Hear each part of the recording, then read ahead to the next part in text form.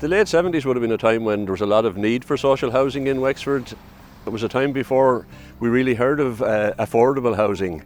So that the corporation, as it was building an awful lot of houses on what was basically a load of fields up here at that time. Ashfield Drive itself would have been built in 1978 as far as I can recall. Belvedere Grove then was actually built in 3 stages, and then it would have been a good many years later than that Ferndale actually was built back out to the western side of us. I'm living in Ashfield Drive and I moved in 44 years in May. Belvedere wasn't even there at the time.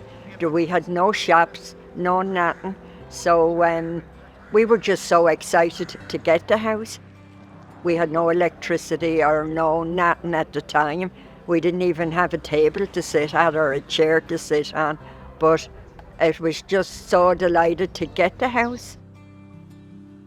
I moved from downtown, a flat downtown, in 1980 up to Belvedere Grove. And it was absolutely fantastic, the transition. I couldn't believe when I saw my own house. And turning the key in the door for the very first time, I'll always remember that moment for the rest of my life. And the kids ran up and down the stairs about 100 times. They absolutely ran wild. They were like lunatics. I was living with my in-laws, and there was myself, my husband and 2 of the children in a box room. So when I got the house, I was delighted. I thought it was a palace I was getting. When I first moved in, I don't think I really got involved because I didn't know many people. And then when the school opened, that was in, I think it was about 84. It was bringing people together more because people bringing the children to school were meeting and making new friends. I moved into Ashfield Drive around 44 years ago. And I had 2 children at that time. Then I went on to have another 2. And we hadn't got much when we moved up. I just had the wedding presents like delf and cups, saucers, and we'd no table or anything like that. Used to have a cardboard box and used to have that for the table. I'm from Belvedere and I moved in 1982, Christmas 1982. Couldn't wait to get into it. We were living in a mobile home down in Rosslare Harbour and it was freezing cold in the middle of the winter. Very good to get into it. We moved in with 2 kids, a son and a daughter, Debbie and Barry, and it was a great place to live. Everyone started off afresh, like, you know, it was lovely. I moved in Belvedere 39 years ago, and the house is brand new, of course, and we're so excited to get it. We had a lovely back garden, and I had 4 children at the time. The school opened, and 4 of my children went to the school, and they loved it, made new friends. They built a great big supermarket here called Londis, and it was so great to have the facilities, because before that we used to have to go down the town.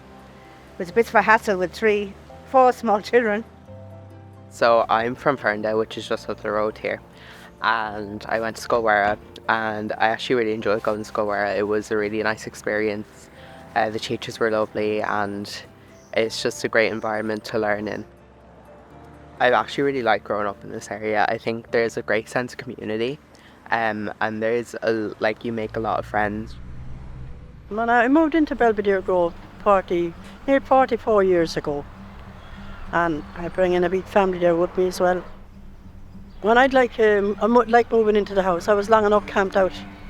I like moving into the house. That was something we never had before. When we moved into the community and there was no hassle or nothing wrong there, we were happy with the family and we were happy ourselves in it. Generally it was an area with few facilities for anybody. It was an era when very few people had cars or whatever. So if youngsters wanted a bit of fun during the summer, it turned out we needed to do it ourselves. And somehow a committee got together and we decided we're going to run a play scheme up here for 2 weeks of the summer. We did 2 years of it, and then the committee decided it needs to be something a bit more permanent. So we did a survey around the 2 estates at the time, got all the details back about what people would like, and what people would have liked was a community centre. When we started years and years ago and Coolcotts Centre was built, we started an old folks, which was very important to the people up here. We had a play school, which was important to the parents, that they had a little bit of free time. A women's group, that the women were able to get out at night time. And now there is a lot of activities still going on, like we have knitting club, we have an afternoon club, we have art and craft. There's a lot of things going on. And they all build up from Coolcotts Centre, like, you know. And it's my age group that kind of started all these activities that are going on, which is great. And I'm still going. In 1995, Fab opened its doors to the public.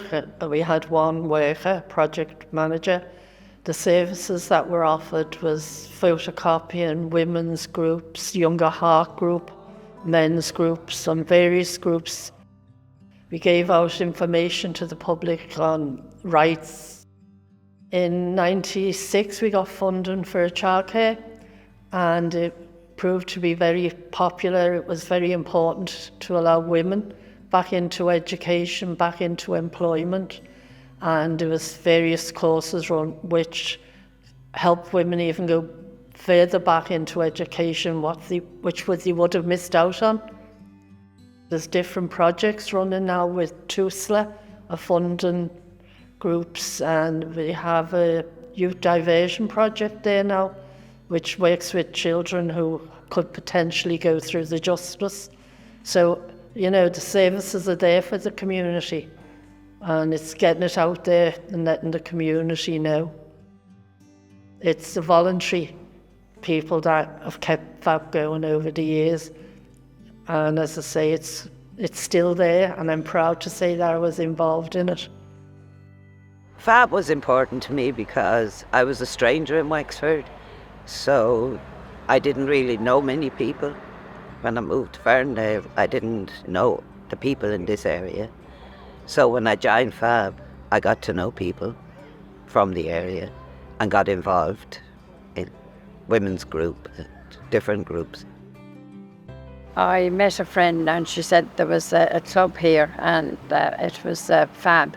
I joined it and I was in it about 20 years and we were all great friends. It was like a little family affair, and we always went on holidays or days outing or maybe out in the afternoon for tea, and that went on for 20 years and we were all happy and we all helped one another and looked after one another. The people buried here in the Paupers Graveyard in Coolcotts, Wexford, were buried here between 1852 and 1939. They were the poor, the deprived, the destitute, the mentally and physically challenged. Most of the people buried here were inmates of what was formerly known as Wexford Union Workhouse. And all the people are buried in unmarked graves, in shallow graves, with the exception of one grave which has a headstone. The reason I believe this graveyard is so important here in Coolcotts is that we remember how important it is to commemorate the lives of those who have gone before us. The club was founded in 1978. We started with under 14 football and we quickly got into adult hurling. As the club developed, we started up hurling at football with the underage and the adults. And then we went on and we had the ladies football and then the camogie. When the estates were built, there wasn't much places for entertainment or anything for the children to go. You know, it was very important for Coolcotts and for the parish. It means so much to the parents and children and everything. To see them off the streets is absolutely breathtaking when you drive in here in the summer and see so many on the field. Well, we're that busy, you have to book your nights. I started playing with North End a good few years ago, Then I see that there's an interest in the girls, so I decided if we'll give back. So I start coaching. At the minute we have under 12s, 14s, 16s and 18s.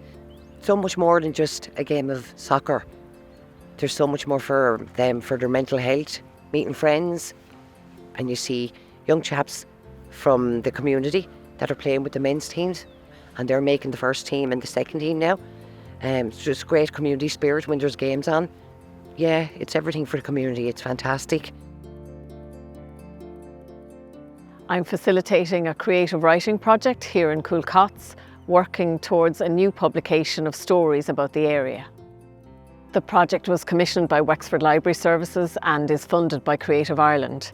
It involves a number of older men and women living in the locality, writing about the changes they've seen in their community. Well, the group brought up a lot of memories for us all, like not just for me. So I'm delighted to be part of the group and to write the stories. Like, the reason I'm writing this is with a group. It's to show people how important and what a good area Ferndale, Ashfield and Belvedere actually is, and how good it has been for people to live here. Since I was writing my own story during COVID, I said, oh, this will be great now. I might get a few tips how to write my book. I have some of it done, and but I was delighted to be asked and to get involved. I really enjoy the writing, the stories, and it brings back memories of the children when they were small. And I love putting it all together, and it's just a lovely thing to do. We also have an intergenerational element with some younger people writing about their lives in Coolcotts. There's a lot of stereotypes and stigma maybe around this area, so it's important for people to hear stories and things about the area from someone who actually lived there and someone who grew up there. Well, here I am, more or less back where I began, you might say, in the middle of Ashfield, Ferndale and Belvedere Grove. I'm the facilitator in writing the song that's written by the people from this area. So we're trying to create a song that captures the area and captures their love for the area and what it all means to them. I'm from here, this is who I am, and I know it's not Africa. I'm from here, watch me beat my drum, this is where I come from. Never wrote a song in my life, I just play songs on the guitar, but I couldn't believe how quick the song came together with Billy Roach. Like, it's absolutely brilliant.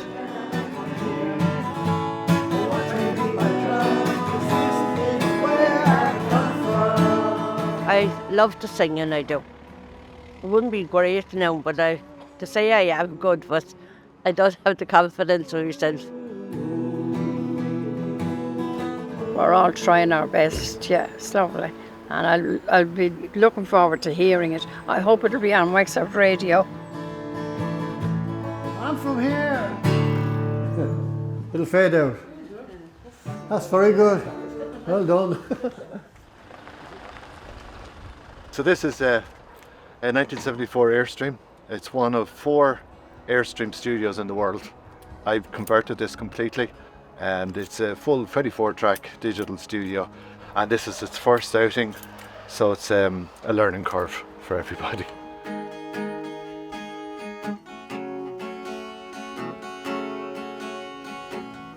Laura's from Ashfield, I'm from Ferndale, the Belvedere baby, we call him the snail. I'm from here, this is who I am, and I know it's not Amsterdam, but I'm from here. Watch me beat my drum, this is where I come from. I'm from here, this is where I live, and I'll take all it has to give, 'cause I'm from here. Listen while I hum, this is where I come from. There's no river running through it, there's no fancy dome. It's not Berlin or Paris, it's not exactly Rome, but no matter where I ramble, no matter where I go, this is where I come from. Do do do, do do do, do do do, do do do, do do do, do do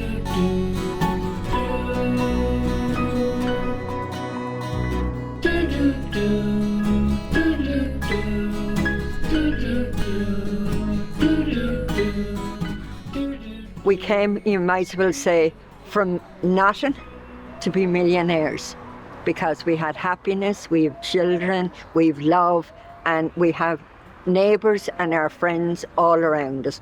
And what could you ask for? You couldn't ask for anything else. I'm from here, this is who I am, and I know it's not Amsterdam, but I'm from here. Watch me beat my drum, this is where I come from. I'm from here, this is where I live, and I'll take all it has to give, 'cause I'm from here. Listen while I hum.